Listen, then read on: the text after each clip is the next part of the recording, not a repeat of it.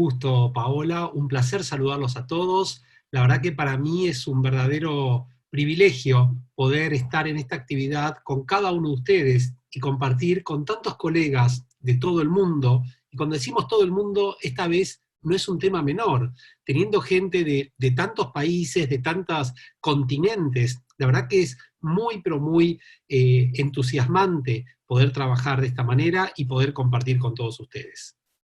Para empezar de hablar, para empezar de compartir con ustedes las ideas respecto a lo que puede ser el liderazgo del mañana, quisiera contarles una experiencia del pasado. Esta experiencia tiene 27 años. Y en ese momento yo era gerente en Arthur Andersen, una de las consultoras que en ese momento era de las más reconocidas a nivel mundial, y a través de un conocido me dicen, mira, hay un muchacho que hace algunas cosas interesantes, parece que se llama coaching o algo similar, y seguramente a vos te va a interesar. No entendemos bien qué es lo que hace, pero a vos te va a interesar. Bueno, cómo no, obviamente uno siempre está abierto al aprendizaje. La verdad que no conocía prácticamente la palabra coaching en ese momento. Me lo presentan, me reúno con él, me comenta qué es lo que hace, y le digo, mira, la verdad me encanta. No, estoy trabajando en Estados Unidos, estoy volviendo a la Argentina en este momento y quisiera ver qué podemos hacer. Bueno, en ese momento le dije, me encanta la idea, pero trabajo en una consultora muy grande, lo que vamos a hacer es te presento con mis jefes y hacemos una aproximación y ver qué podemos hacer en conjunto. Dale, me encanta la idea, está buenísimo, vamos a hacerlo. Bueno, hacemos esa reunión y para hacer esa reunión, este muchacho se llamaba Fred Kaufman, viene a la sesión esa y estábamos un grupo de 6, 7 personas que éramos el equipo que trabajábamos en este tipo de proyectos. Para empezar la sesión, Fred le dice al que era el socio mayor y el de mayor jerarquía en ese momento, bueno, miren, para comentarles qué es lo que hago, quiero que pases a hacer un role-playing. Esta persona le dice, no, ¿cómo voy a pasar a hacer un role-playing si vos no venís a presentar a nosotros? Reitero, estoy hablando hace 27 años y el contexto que teníamos todos nosotros. Mirá, si no pasás, no te puedo explicar. La conversación empezó a escalar de tal manera que Fred te dice, mirá, si vos no pasás, yo me voy. Mirá, ¿sabés qué? Andate de acá. Si vos no podés contarnos lo que hacés y tenés que demostrar a través de los hechos, andate. Imagínense, yo estaba en el medio, en una situación bastante rara, ¿no? Y bastante poco usual. Pero bueno, después me comuniqué con Fred y estuvimos conversando y vimos oportunidades, posibilidades, y ahí quedó el tema. Al año y medio yo me termino yendo de Arthur Andersen y voy a trabajar a Molinos. Y en ese momento cuando voy a trabajar a Molinos me dicen, mira, el proyecto más importante que tenés vos en este momento es el liderazgo de toda la transformación organizacional. Yo era gerente de gestión del cambio, y esto lo vamos a hacer con un consultor con quien estamos trabajando en un consorcio a nivel global llamado Fred Kaufman. Le digo, pero Fred Kaufman lo conozco y lo conozco muy bien. Viajé a Boulder, Colorado, nos reunimos con Fred y diseñamos toda la estrategia. Y en ese momento comencé mi entrenamiento, que fueron 2 años de coaching con Fred. Ahí conocí en detenimiento todas las herramientas y a partir de ese momento empezamos a generar un vínculo sumamente productivo y generativo. Y me acuerdo las primeras palabras que él me dijo cuando nos encontramos, y él me dijo, muy posiblemente el impacto de todo lo que veas en este programa de formación de coaching, vos lo utilices dentro de varios años y permanentemente vas a ver cómo esto te va a seguir generando oportunidades de aprendizaje. 25 años después, puedo reafirmarles que todo lo que estudié y aprendí durante esos 2 años, lo he aplicado el resto de mi trayectoria profesional, y al día de hoy, trabajando como coach de muchos de los ejecutivos más importantes de Latinoamérica, sigo aplicando cada una de las herramientas, y obviamente este libro es libro de cabecera, donde permanentemente recurro a él. Bueno, con esta introducción quiero comentarles de dónde les hablo, y esta es la experiencia que tengo para compartirles.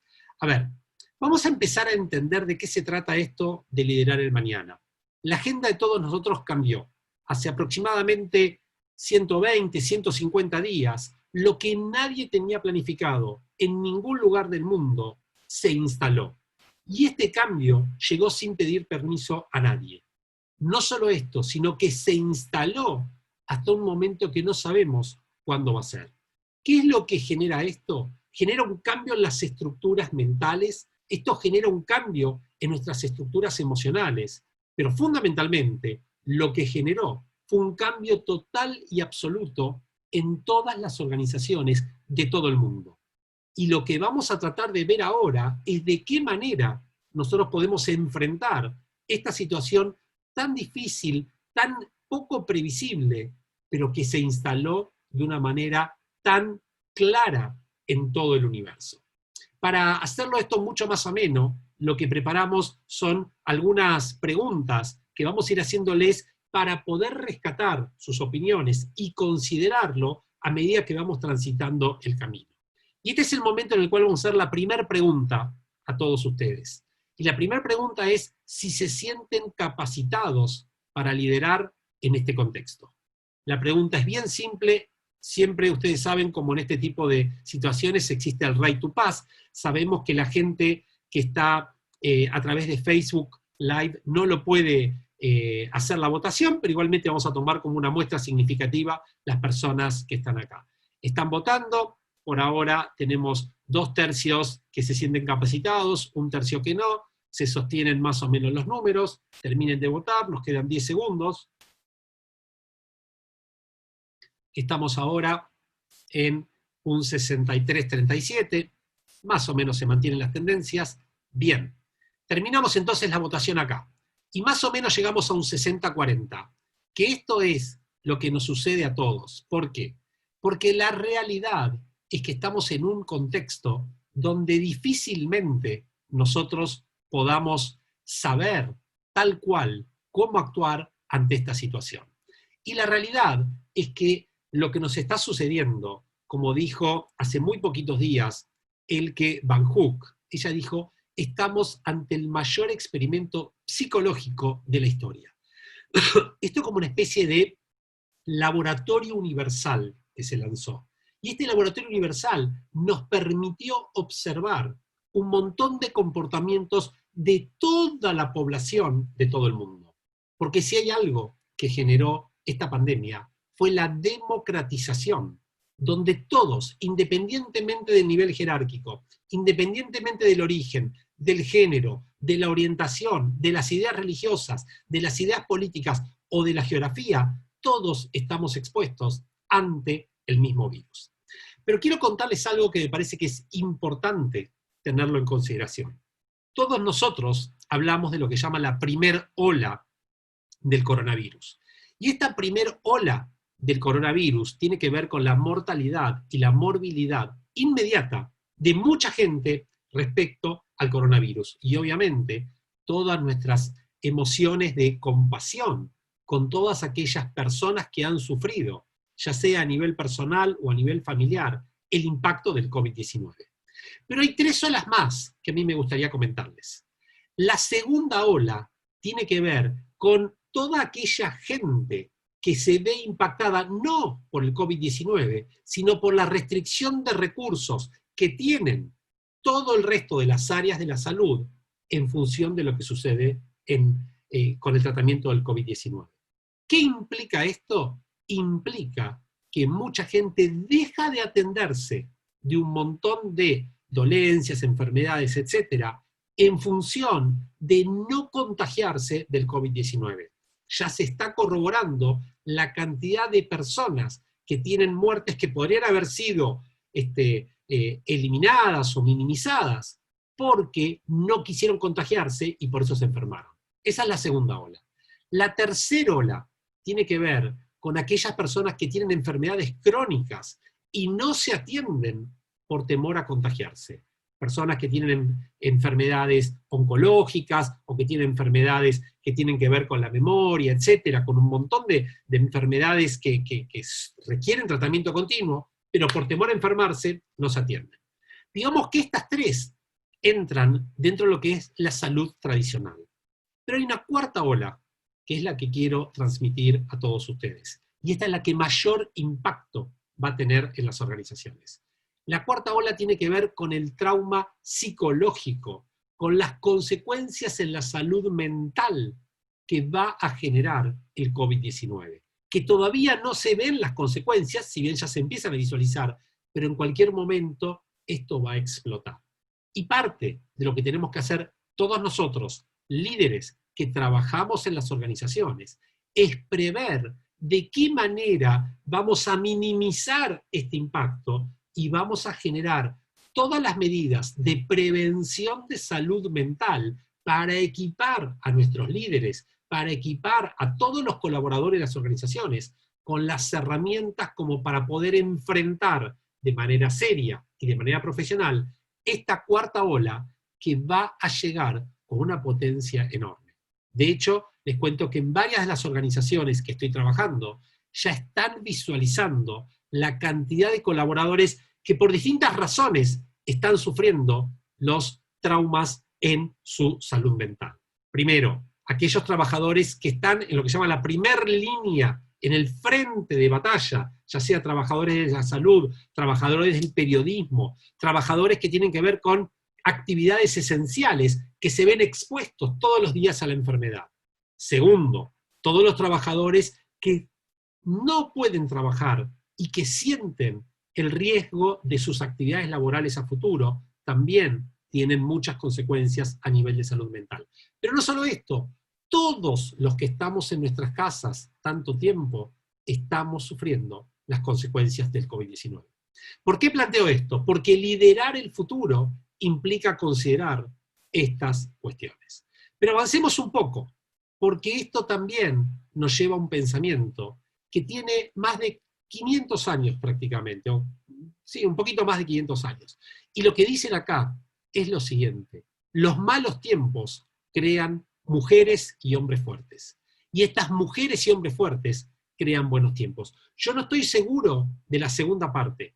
Lo que sí estoy seguro, que esta es una experiencia de la cual todos nosotros, denominados la generación C, la generación del coronavirus, la generación del COVID-19, la generación de la cuarentena, vamos a salir fortalecidos, porque habremos pasado esta experiencia, que ojalá nos resulte de aprendizaje y nos permita prepararnos para generar esos buenos tiempos. Pero tiene una razón de ser esto, y la razón de ser es que tenemos que distinguir entre lo que sucede y lo que hacemos con lo que sucede. Porque lo que sucede es lo que es, y nosotros no podemos hacer nada por cambiar la historia del COVID-19, de la cuarentena, del coronavirus y de las consecuencias de la crisis social, económico, político, etc. Pero sí podemos cambiar nuestra actitud respecto a lo que sucede, porque eso habla de quiénes somos nosotros. Y este es el momento de mostrar quién es quién en este mundo y qué actitud deseamos tomar respecto a eso que está sucediendo.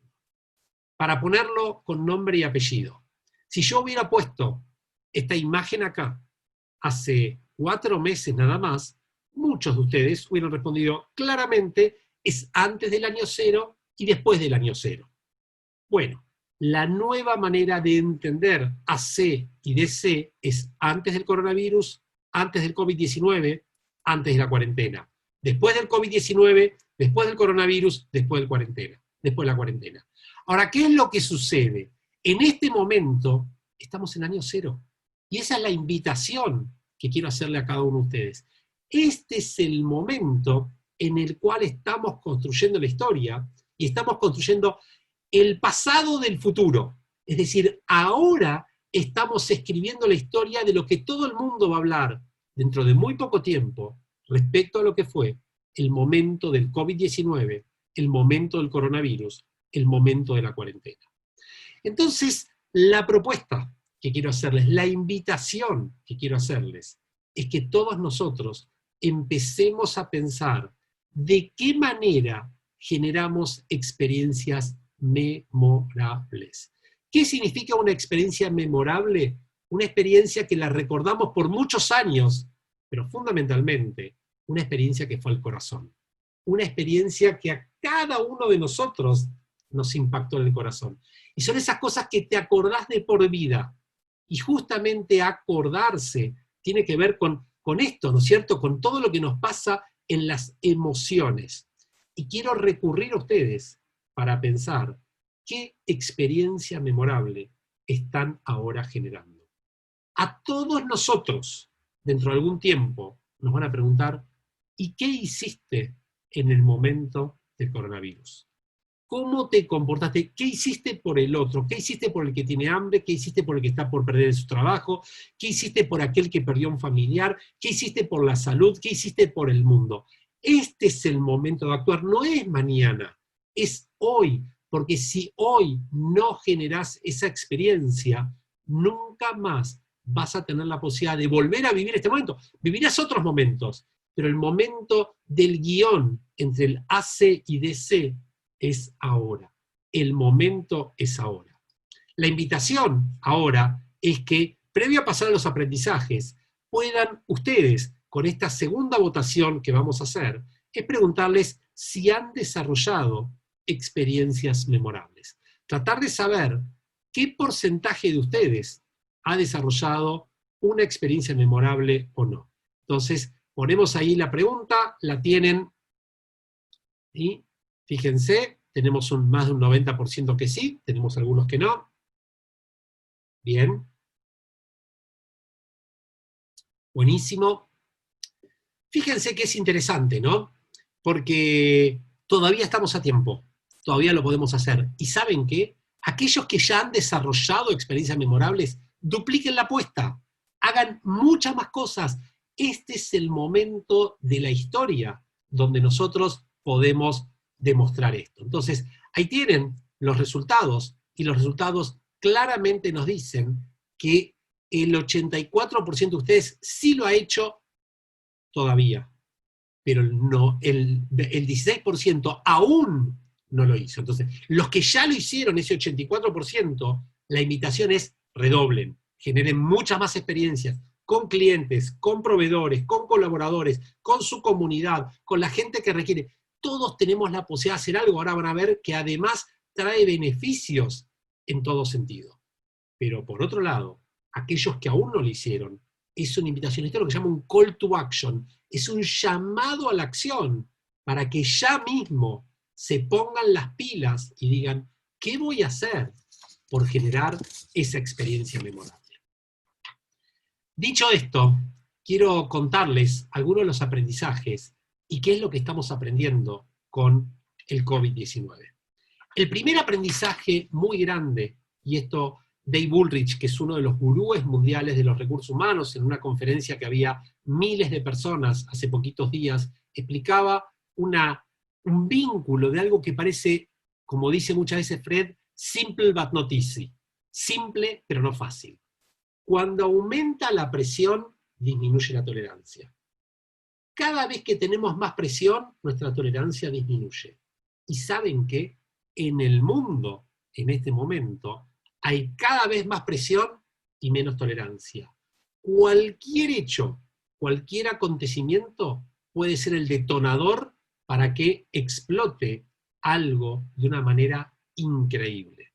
Ahora piensen lo que nos pasa a cada uno de nosotros. No hablemos de los otros, hablemos de nosotros, ¿correcto? ¿Qué nos pasa cuando estamos cansados? ¿Qué nos pasa cuando tenemos sueño? ¿Qué nos pasa cuando tenemos hambre? ¿Qué nos pasa cuando tenemos sed? ¿Qué nos sucede en aquellas situaciones en las cuales estamos como desbordados? Respondemos de la manera más primaria y más precaria. Y muchas veces las consecuencias las sufre aquella persona que se cruza en nuestro camino. Puede ser un familiar, puede ser en la calle con la persona que nos cruzamos, puede ser en un call center, puede ser en cualquier lugar. Reitero, cuando aumenta la presión, disminuye la tolerancia. Estamos en un momento de presión máxima y de tolerancia bajísima. ¿Cuál es la respuesta que quiero proponerles? La respuesta tiene que ver con 3 factores. El primer factor es la serenidad. La serenidad es la capacidad de bajar un cambio, de hacer una sola respiración y permitir que el oxígeno refresque nuestra mente y en lugar de responder de la manera primaria y precaria, podamos responder de la manera más adulta, más madura, más profesional. Número 1, serenidad. Número 2, humanidad. Somos todas personas. Y cuando uno ve las organizaciones, la cantidad de malos tratos que hay, por esos momentos en los cuales hay máxima presión, mínima tolerancia, cualquiera puede responder de una manera inhumana a cualquier persona. Y en tercera instancia, la transparencia. La transparencia, esa capacidad de hablar al otro sin ocultar nada, por una sencilla razón. Hoy en día, cualquiera puede saber a solamente un clic de distancia cualquier cosa del otro. Ni siquiera el premier de Inglaterra pudo ocultar su enfermedad por algunos minutos. Todo se sabe. Entonces, ante la presión y disminución de la tolerancia, serenidad, humanidad y transparencia. Hay otro tema que no es menor y que viene vinculado también con el tema de la presión y la tolerancia.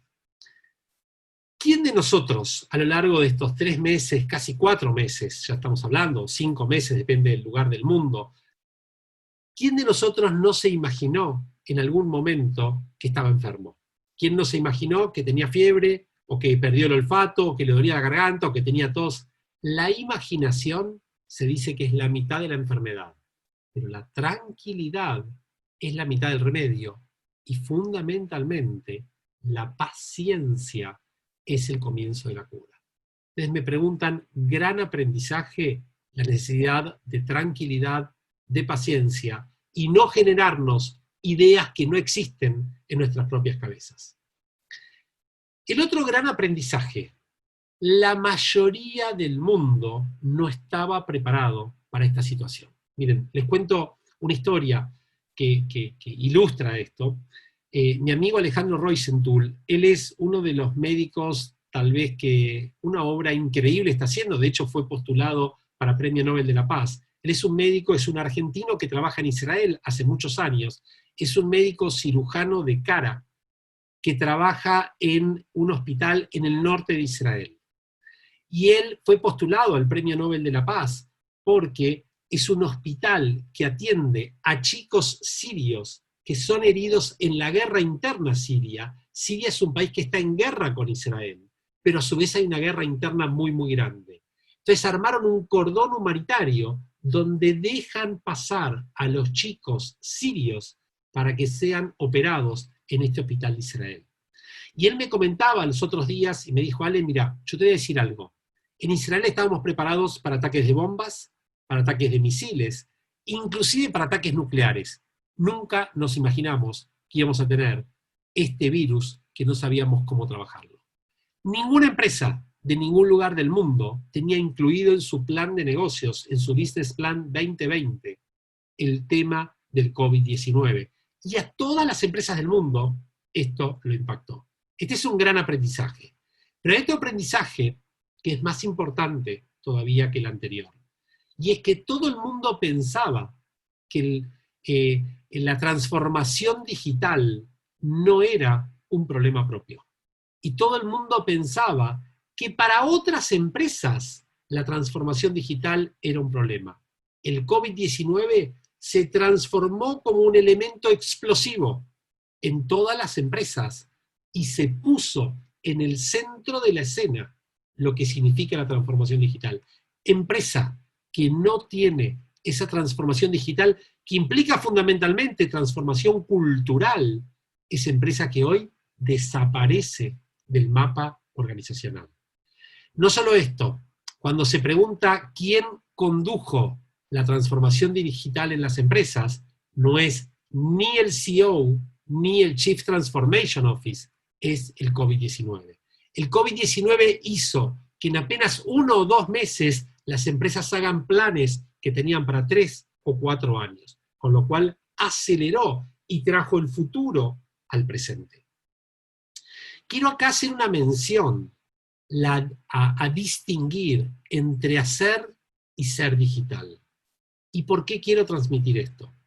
Porque muchas empresas consideran que por tener muchos dispositivos digitales, ellos ya son digitales. Eso no es así.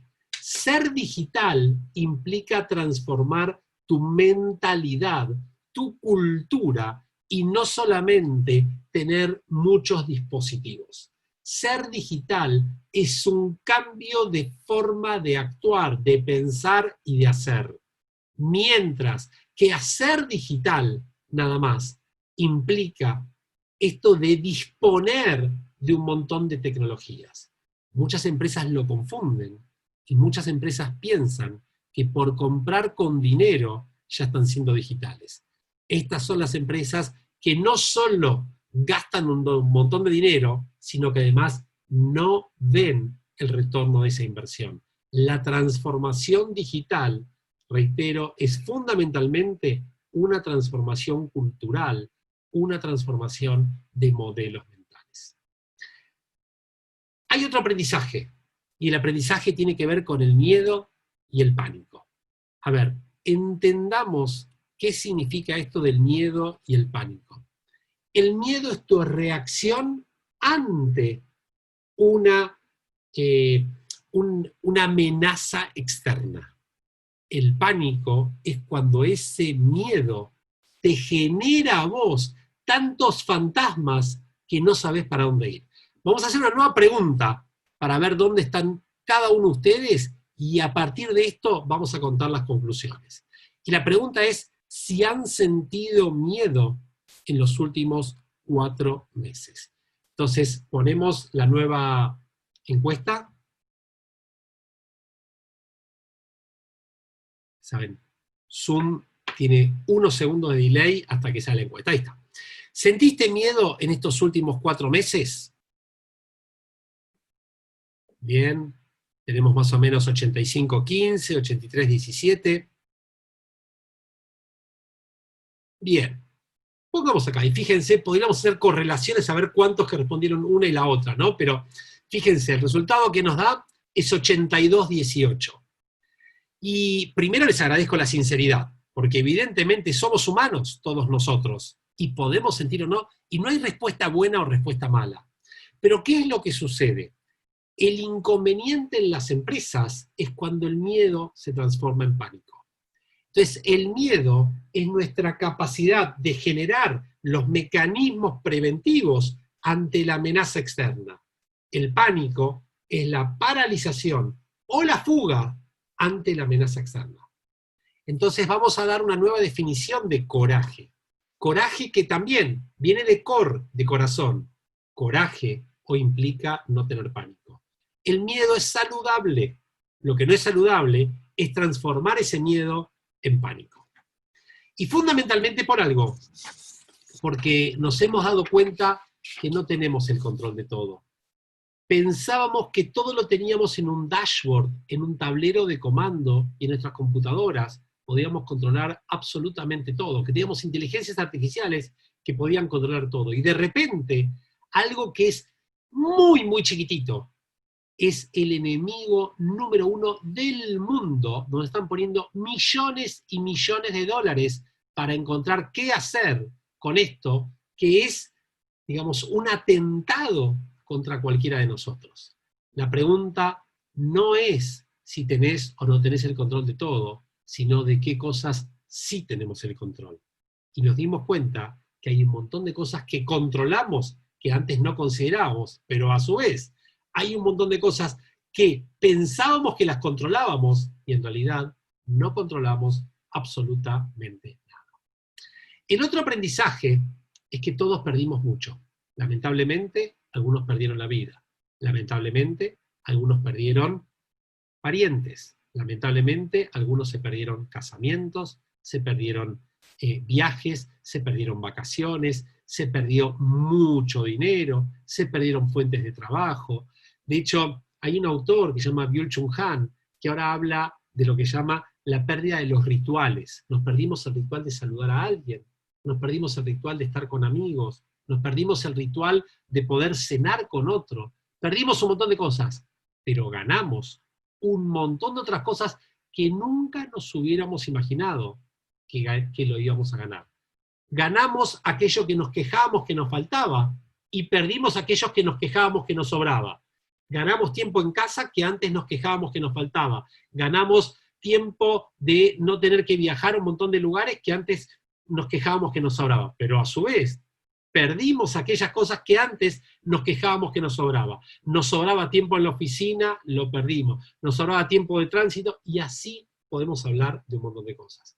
La pregunta a hacernos nuevamente es, ¿qué cosas ganamos? Pensá en todas aquellas cosas que has ganado a lo largo de este periodo.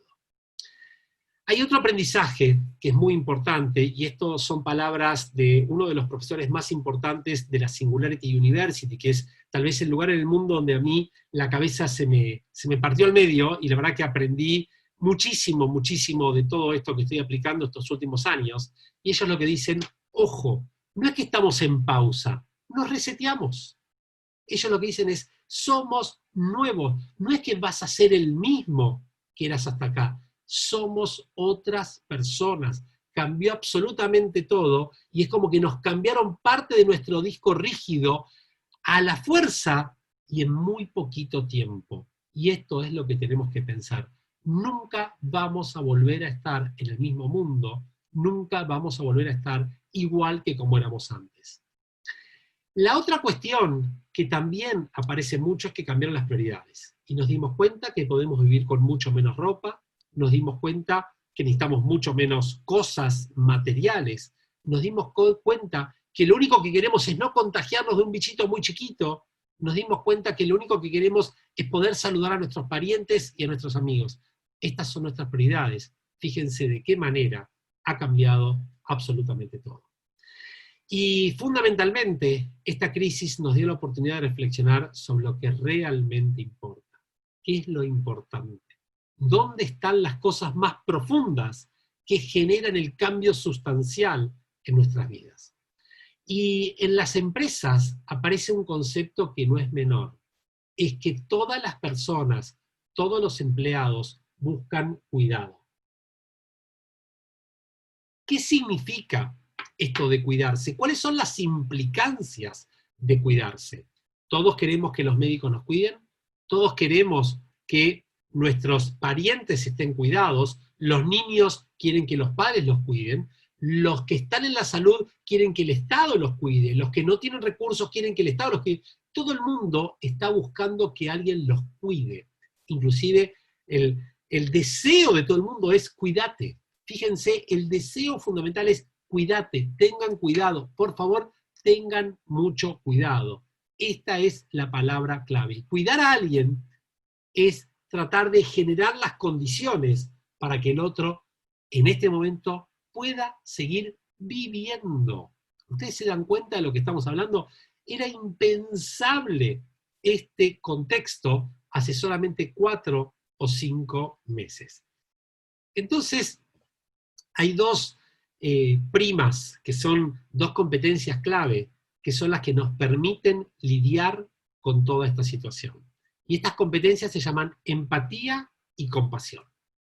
¿Cuál es la diferencia? Empatía es la capacidad de ponernos en el lugar del otro y sentir lo que siente el otro, pero auténticamente, como dice Fred, no solamente ponerte los anteojos, sino ponerte en los ojos de la otra persona. Y la compasión es la capacidad de acompañar el dolor del otro. ¿Y por qué hablo de empatía y compasión? Porque hay muchos estudios que han salido en los últimos 2, 3 meses que trataron de entender cuál es la principal emoción que recorre el cuerpo de la mayoría de las personas en todo el mundo. Y la emoción que unifica la sensación de todas las personas en todo el mundo es precisamente el dolor. El dolor asimilable a un duelo. Duelo y dolor tienen la misma raíz. Y el dolor del doliente es como una pérdida muy grande y no la podés apagar, no la podés calmar con un remedio. Es un dolor del corazón. Y ese dolor del corazón se acompaña a través de la empatía y de la compasión. No es que le vas a dar el remedio de la felicidad, no es que le vas a dar una pastilla y se le cura. No, no, no, no. Lo que buscas ahora es que el otro pueda ponerse en su lugar. Y lo que buscas fundamentalmente es que acompañe como acompañás a un doliente que perdió un pariente. Porque reitero, todos perdimos mucho a lo largo de este tiempo, pero todos ganamos otras cosas. Y parte de lo que ganamos es esa capacidad de que otros nos acompañen también en esta situación. Quiero ahora transmitirles, y también luego de haber recorrido tantas organizaciones en distintos lugares y haber estudiado, traté de sintetizar cuáles son los modelos de reacción de las diferentes organizaciones, para tratar de entender qué es lo que ha pasado realmente en las empresas. Y para poder situarnos en este tema, quiero transmitirles el pensamiento de Viktor Frankl. Viktor Frankl, que pasó tal vez una de las situaciones más horrendas de la humanidad. Nada que ver con lo que tenemos hoy, digamos, que fue el asesinato sistemático de más de 6 millones de judíos y muchísimas personas más en la Segunda Guerra Mundial, solamente por una cuestión que tenía que ver con su ideología, con su forma de pensar o su religión. Y él lo que dijo es que si no está en tus manos cambiar una situación que te produce dolor, lo que vas a poder elegir siempre es la actitud con lo que afrontes ese sufrimiento. Y lo que estamos viendo es que, obviamente que no podemos cambiar la pandemia, pero nuevamente podemos cambiar de qué manera enfrentamos esta pandemia desde nuestro posicionamiento, porque esto habla no de lo que es, sino de lo que somos. Entonces, quiero mostrarles acá, en este gráfico, la síntesis de lo que podemos aprender respecto a las diferentes reacciones. Y lo que vamos a ver acá son distintas categorías en función de el tipo de reacción, el hard de estas empresas, el soft, la cultura y los procesos que desarrollaron. Y podemos entender que hay 4 tipos de compañías. No voy a ahondar demasiado, les quiero dar un panorama de esto. Las compañías paralizadas son las que entraron en pánico, no tenían ningún tipo de hard, su soft era absolutamente inexistente, su cultura era tradicional, inflexible, y lo sigue siendo, y sus procesos de trabajo rígidos e inmodificables. Estas empresas paralizadas, prácticamente marginadas del mercado. Hay empresas que llaman radioteatro. El radioteatro es un género que había hace muchos años, que se trataba de reproducir el teatro a través de la radio. Bueno, la reacción de estas empresas es de enojo con la situación, tienen un hard muy básico, muy elemental su soft, su cultura es jerárquica, en silos, bien separada, y lo que intentaron hacer es recrear lo que hacían a nivel presencial, ahora de manera virtual, con obviamente los resultados que todos nos podemos imaginar. Las empresas avanzadas reaccionaron viendo esto como una gran oportunidad. Tienen un hard que es habilitante y su soft es compartido. Tienen una cultura colaborativa, de aprendizaje, de crecimiento, de desarrollo permanente. Y pudieron adaptar sus procesos a esta situación. Mientras que las full digitales lo que hicieron es visualizar esto como una ventaja estratégica absoluta. Tienen su hard distribuido, su soft es virtual, la cultura es absolutamente ágil, son digitales y sus procesos son dinámicos. Estas empresas inclusive pudieron cambiar su logo en solamente 48 horas. Lo que quisiera entonces ahora es tratar de ver qué opinión tienen ustedes respecto a sus organizaciones, si son paralizadas, radioteatro avanzadas o full digitales. Son las 4 opciones, ponemos esta encuesta y ahora vemos cómo lo han visto.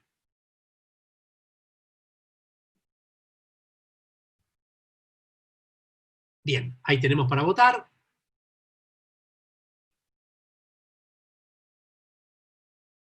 Bien, bien, interesante. Está bárbaro, porque esto es una buena campana de Gauss, una buena distribución. Por suerte, tenemos de todo, y todos podemos aprender. Genial, genial, está bárbaro, les agradezco la sinceridad y la transparencia, está buenísimo, porque esto es absolutamente transparente y es absolutamente anónimo, así que nadie va a ser identificado. Bien, acá tenemos entonces los resultados, tenemos 6% paralizadas, 30% radioteatro, 53% avanzadas y 11% digitales. Bueno, como verán, la misma situación, diferentes respuestas, diferente tipo de actitud, diferente tipo de reacción. Quiero comentarles algunos conceptos más, previo a pasar a la sesión de preguntas y respuestas, y pueden ir formulando las preguntas ahí, ya vemos que algunos lo han hecho. Y en esta dirección, lo que quisiera comentarles es cómo nosotros estamos transitando a un nuevo modelo de lógica organizacional. A ver si podemos sacar, ahí está, vamos a sacar, esperen, quisiera sacar, podemos sacar la votación, esperen que, un segundito, estamos todos aprendiendo con esto, ¿vieron? Votación cerrada, miren un cachito, ahí está, ahí la sacamos. Muy bien, entonces, ¿qué es lo que sucede? Todas las empresas fueron diseñadas para trabajar en el modelo de eficiencia escalable. Cada vez más eficientes y cada vez más y más eficiencia.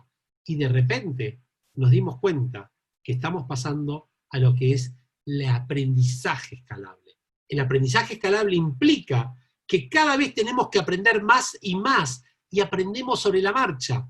No solo esto, sino que fundamentalmente se dice que las únicas organizaciones que tendrán posibilidad de desarrollarse en el futuro son aquellas que aprendan en la acción. Es como que no es que tenés tiempo para aprender, mientras vas haciendo, vas corrigiendo. Es como ir en un avión donde tenés que reparar un motor mientras vas en el aire, porque no hay tiempo para poder aterrizar, cambiarlo. Todo tiene que ser a una velocidad que requiere agilidad.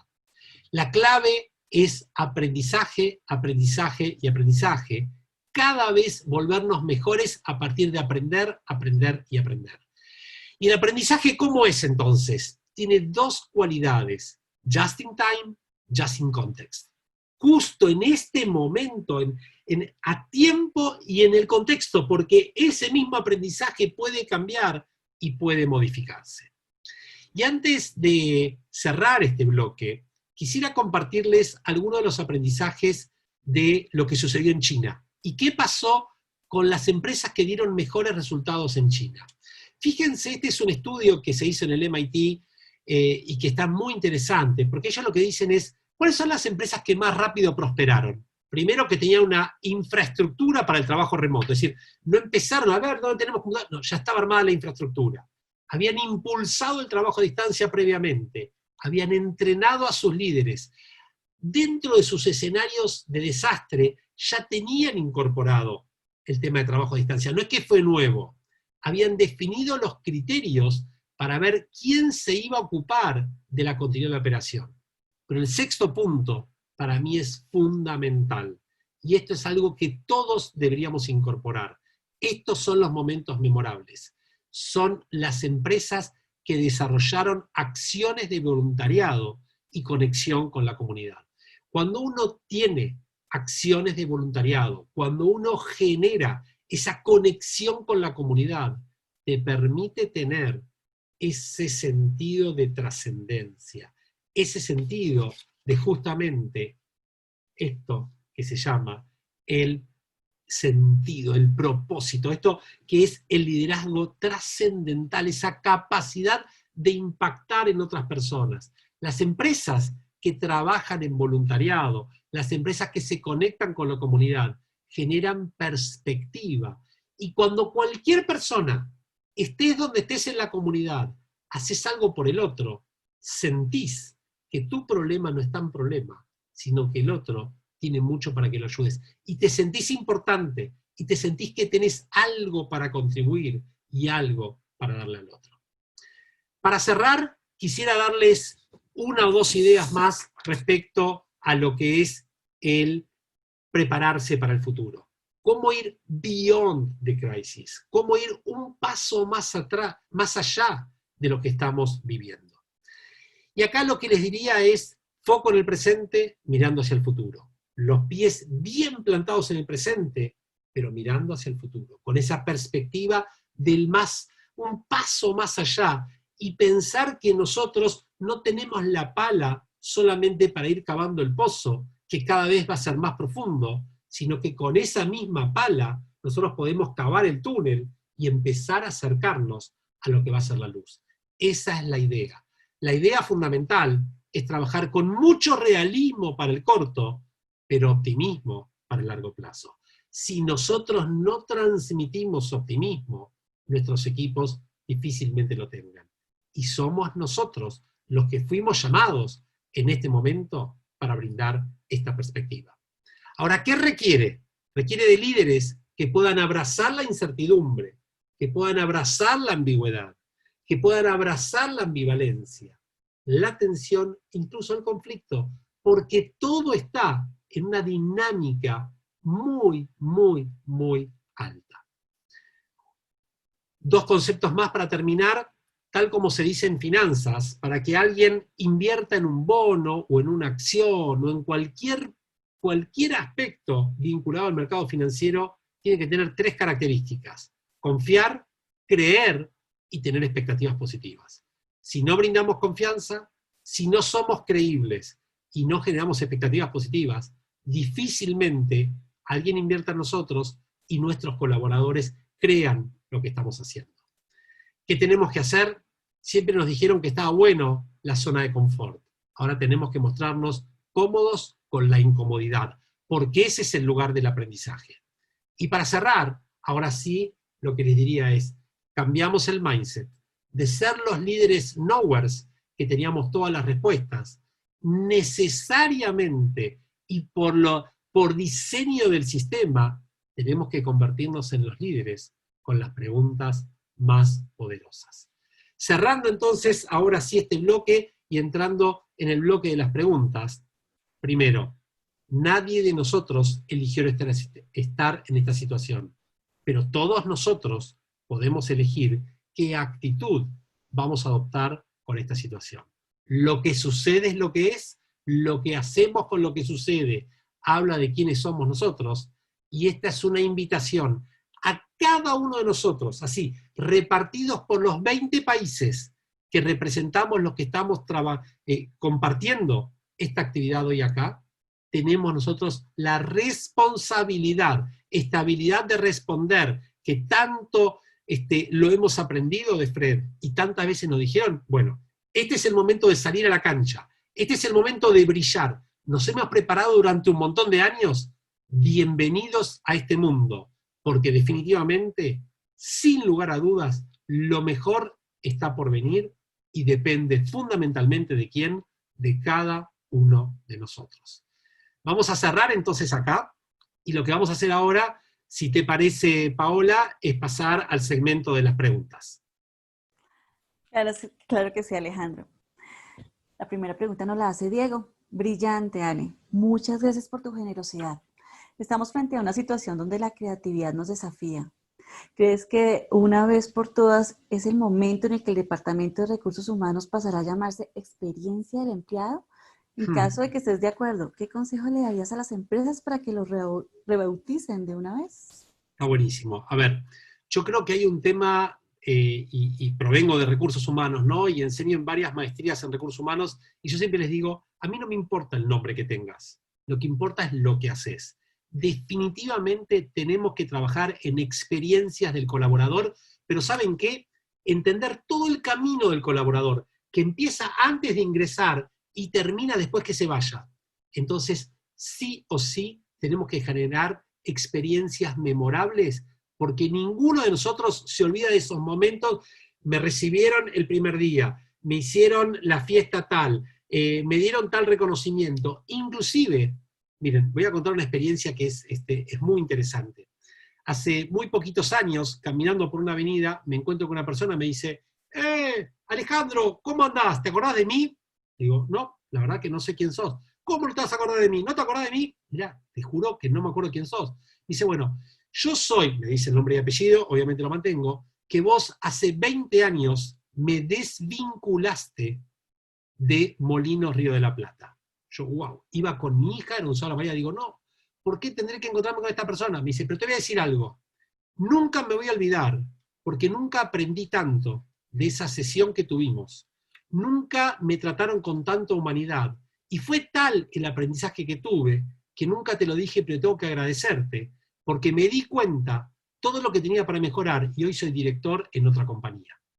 Entonces, ahí me di cuenta que hay que tratar excelentemente bien cuando una persona ingresa, pero mejor aún cuando la persona se desvincula, porque esa persona, en ese momento, le podés marcar la vida para siempre.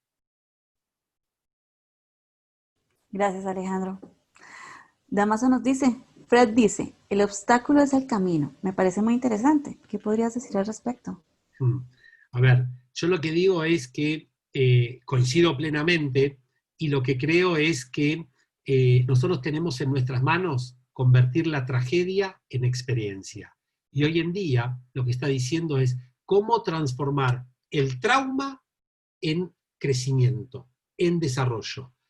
Yo creo que esto requiere, digamos, el transitar los obstáculos. A todos nos cuesta muchísimo, porque obviamente es mucho más fácil, pero realmente si te pones a pensar cuándo aprendiste, en qué momentos de la historia aprendiste, todos aprendemos mucho más cuando nos va mal que cuando nos va bien. El tema es que es difícil en ese momento que te va mal. Entonces, y además estamos en una sociedad donde es ser exitoso. Yo creo mucho en lo que llaman los fracasos exitosos, ¿no es cierto? Ahora, ¿quién de nosotros se pondría a presentar acá, entre comillas, fracasos exitosos? Es muy difícil en nuestra sociedad hacerlo.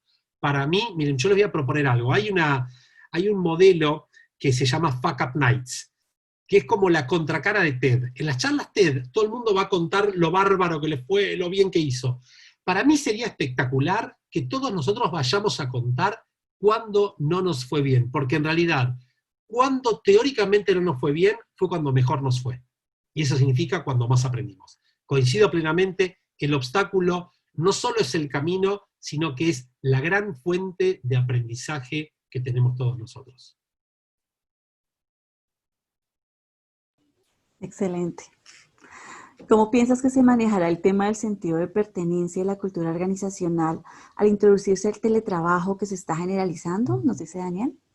Gran tema, gran tema. A ver, yo creo que hay un cambio de paradigmas, y el cambio de paradigmas es de trabajar en a trabajar para. Y creo que lo que vamos a tener que generar son mecanismos de conexión con las organizaciones que vaya más allá de la tecnología. Entonces, hace muy poquitos días, Satya Nadella, que es el número uno global, el CEO de Microsoft, que es excelente su forma de pensar, recomiendo que lean los escritos de Satya Nadella porque es espectacular. Yo creo que es como que estudió todos los libros de Fred y los pone en práctica. La verdad que es espectacular Satya Nadella. Y él lo que dijo es, ojo, porque el teletrabajo mandatorio para toda la gente nos está haciendo perder el capital social de las empresas. Entonces, ¿qué es lo que visualizo yo? Yo creo que vamos a ir a un modelo híbrido, Paola, y me parece que el modelo que va a ser es, vamos a tener la posibilidad de trabajar muchos días desde casa, pero en algunos momentos vamos a tener que conectarnos, porque esa posibilidad de entender el body language, el lenguaje corporal, de estar en presencia del otro, hay otro tipo de responsabilidad cuando estás presente que cuando lo haces a través de una tecnología como la que estamos teniendo hoy. Asimismo, lo que quiero decir es, también esta tecnología nos facilitó que todas estas casi 500 personas que están mirando, todas estas personas que están en 20 países del mundo, sin gastar un peso, podamos estar todas conectadas en este momento. Entonces, creo que hay que agradecer todo lo que tiene, pero hay que saber en qué momentos también conectar cara a cara, ¿no? Nos vamos a tardar, va a demorar, pero creo que el momento va a llegar. Tienes toda la razón. Nos quedan 4 minutos. ¿Crees que hay Sí, espacio para más preguntas? sí, sí, sí. Sí. Perfecto. Nos dice Nora, ¿cómo hacemos para entusiasmar a los más golpeados? A ver, es muy bueno. Primero, aclaro que hay un montón de cosas que no sé.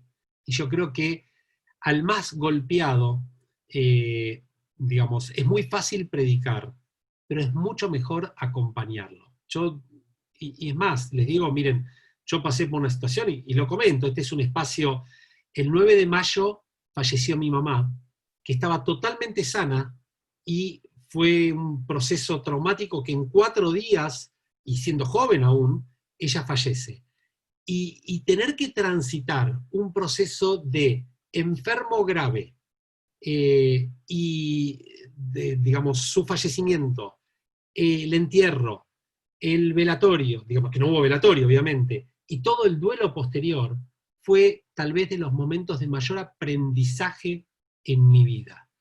Y la verdad es que esos son los momentos, y lo transmito desde la experiencia personal, ¿no es cierto? donde lo único que vale es el abrazo de un amigo. Obviamente estaba mi esposa, mis hijos, digamos, eran lo más cercano, pero ni siquiera con la persona que ofició la ceremonia religiosa. Es decir, tener que hacer un entierro por Zoom nunca hubiera entrado en mi cabeza. Y si te digo, creo que al día de hoy todavía estoy pensando, este es un mundo totalmente loco, porque cuando decís, bueno, ¿qué mayor dolor puede haber que el fallecimiento de alguien?